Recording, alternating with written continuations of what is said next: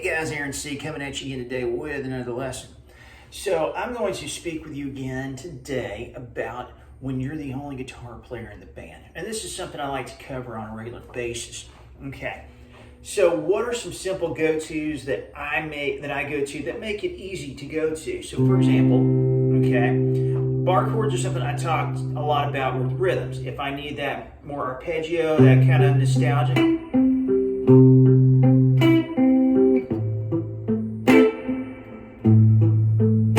Now, if I need more of the island,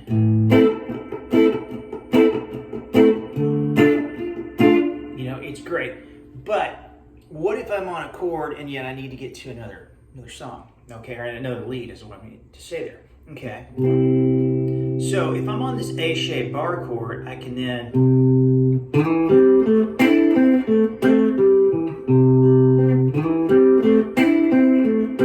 get to that C major pentatonic there.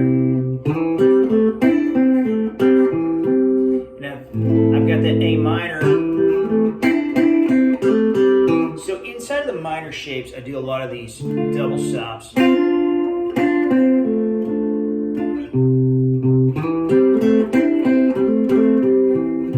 even though this can be a bear, playing the C chord like this, where you have your fourth finger on the root, and basically what you're doing is you're taking this G chord and you're moving it up. You're just having it there to compensate for the open strings.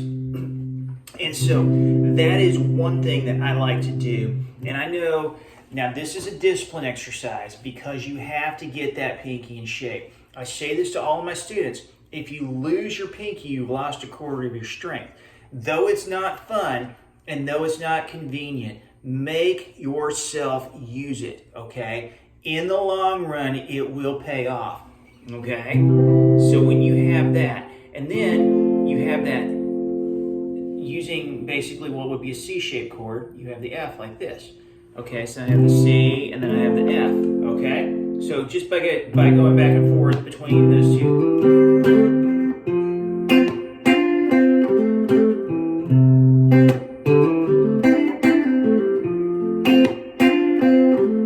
But yet, I stayed within the chords, but see, it didn't feel like anything was falling off or the bottom was falling out because I'm the only guitar player doing rhythm and lead at the same time. Okay, using the sixth intervals off of the F shape.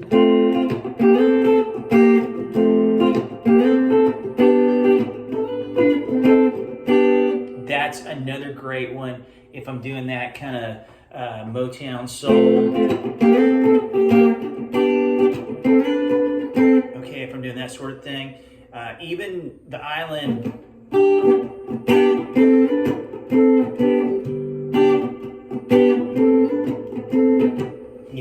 That works well for that as well.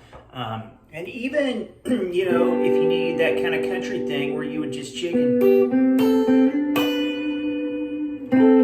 Same lick, because it covers a bunch of different styles. So you'd be surprised how much common ground is in there because music is relational. That's right. Okay.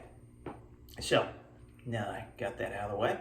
Okay, so that's another one. And then also I use this basically F minor shape if I'm there and I want to play it so as a short chord. And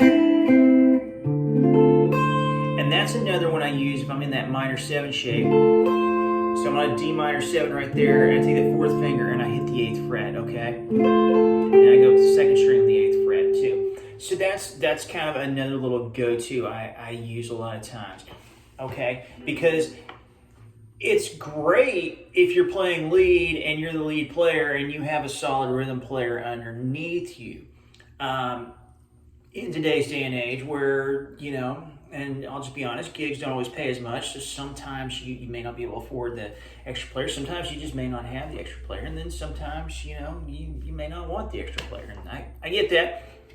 None of those are necessarily wrong scenarios, okay? But you're in this scenario, that's why you clicked on this video. So that is my suggestion to this problem. Thanks for stopping by. I really appreciate you stopping by as always. With that being said, if you are new to this channel, please hit that subscribe button. I'd love to have you stop by more often. If you have any questions, leave them in the comments below. And if you're interested in lessons, leave in the comments below. I will get back with you ASAP and see what we can do to make this happen. Guys, looking forward to seeing you again. Take care.